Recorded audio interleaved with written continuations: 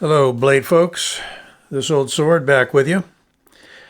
And the TwoSun truck pulled up today.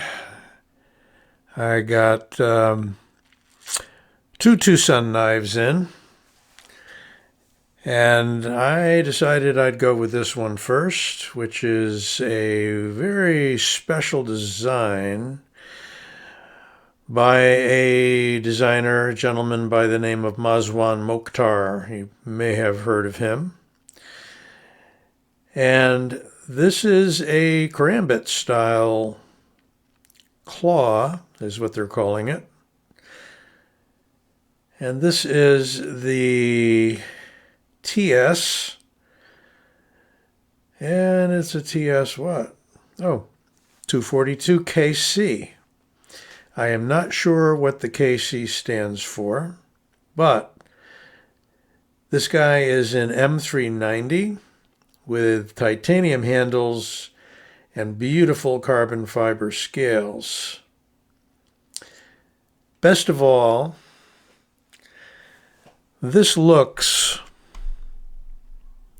for all the world, as though it can be a $300 knife. And I won it on I was going to say won it on Amazon. I won it on eBay for 80 bucks. 80. M390 steel. Beautiful grind. What do you notice is missing? No markings. No TwoSun logo. Nowhere. One mark. M390. Now they say they're beginning to put the identification on the inside.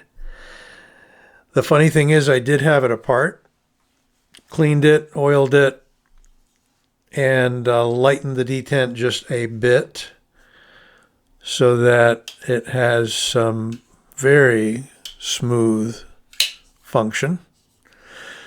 We can open this one with the thumb hole as well as with the front flipper.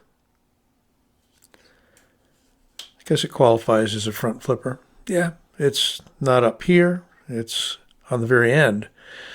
So similar to the real steel Ippon, which has a little stem sticking out the front, we have the flipper right here.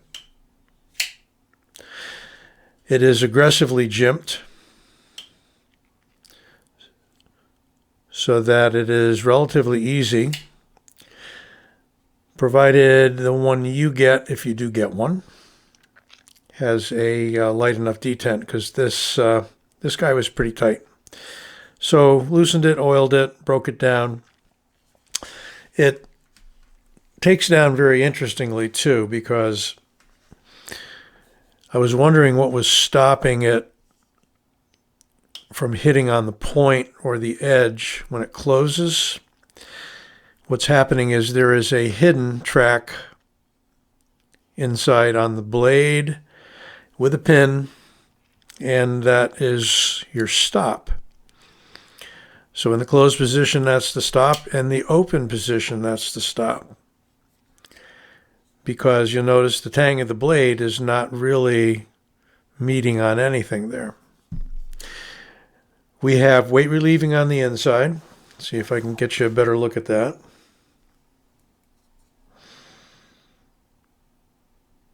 So there is your weight relieving on the inside, on the show side, and a little bit up top on the frame lock side. It is a frame lock with a hardened steel insert. Let's take a little closer look at the really nice carbon fiber. Really nice detail work around the Karambit ring. It looks for all the world like a solid piece of titanium, but as you can see, there is a seam that runs straight down the middle, on the top and on the end. Size-wise, it is a near perfect Karambit.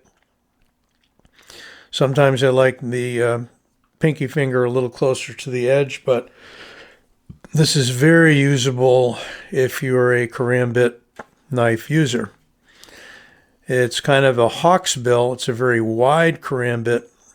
It has a pronounced point, but it doesn't have as defined a curve as on, let's say, a Fox Karambit or some of the others that you might be familiar with.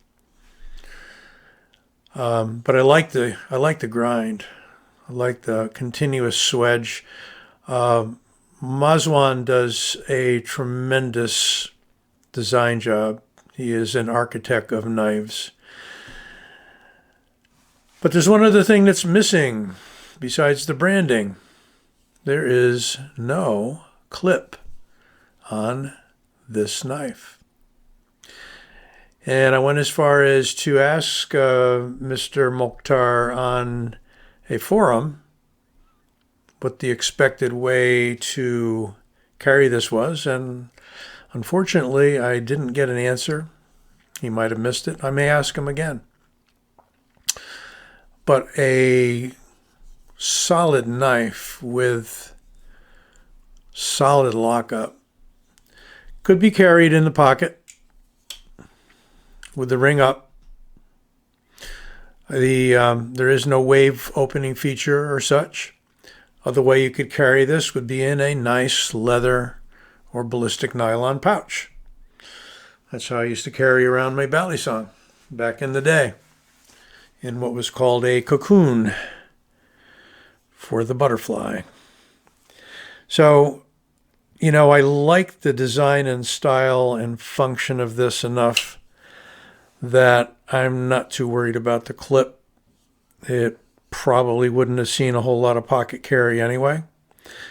And you know, you can get creative with folding knives. It can go in the back pocket of some jeans or your other pants. It can be a belt carry, in right under the belt, waistband carry.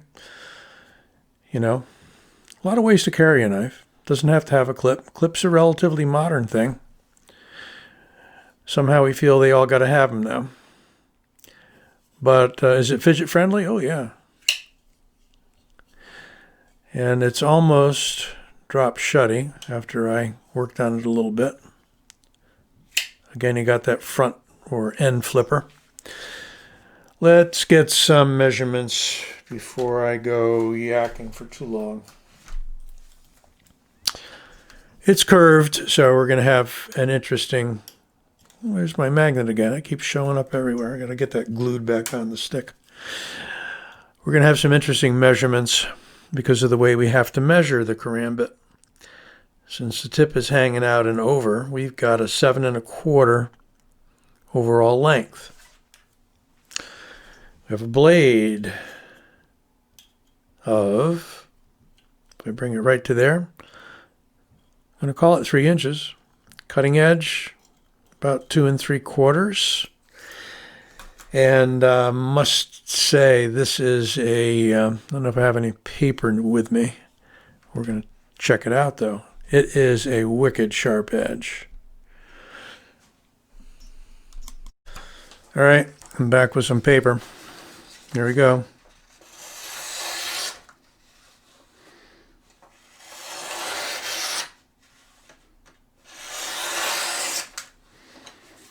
That M390 is a laser. They did a fantastic job on this edge. Absolutely. We're going to take some thickness measurements. Millimeters. Blade stock of 4 millimeters. Good hefty blade stock. And handle thickness 0.61. Let's take another look around before we do any size comparisons. Got a nice pivot there with a beautiful surround. Had this all apart and comes apart like a Swiss watch. It's just amazingly put together. Again, you're looking at an $80 knife. Granted, when these first came out just a month or two ago, we were talking about the price being driven up around closer to 200. And indeed, there are Sandvik steel blades from TwoSun that when they first hit are getting pushed up, again by buyer demand, to 200 bucks. When everything settles down, you're going to see them below 100. And that's what happened in this case. But, go find an M390 blade with carbon fiber and titanium for under 100. I mean, it's crazy. So let's do those comparisons. Got to do them. All right. The Freak. And I'm going to just let your eyes figure things out. I'm not going to give you any guidance on this. You can do it. There is the Griptilian. And let's make room for the Rat 1.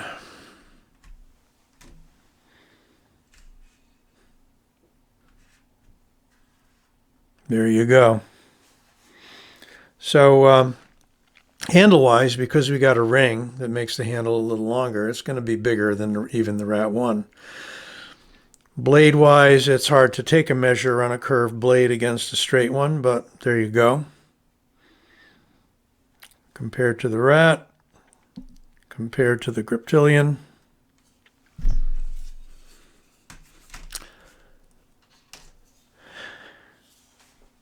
So again, and let me see if I can get you a name on this. I don't think they're doing a name on this. It's simply called a TwoSun Survival Karambit Claw.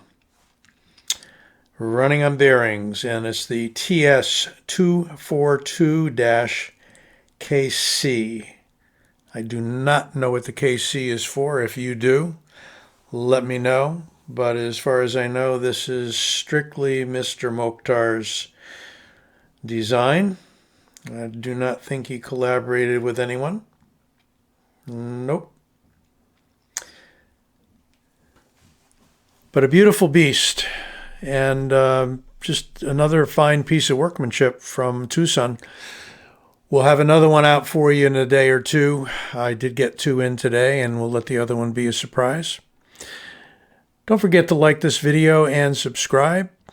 This Old Sword. Catch you soon.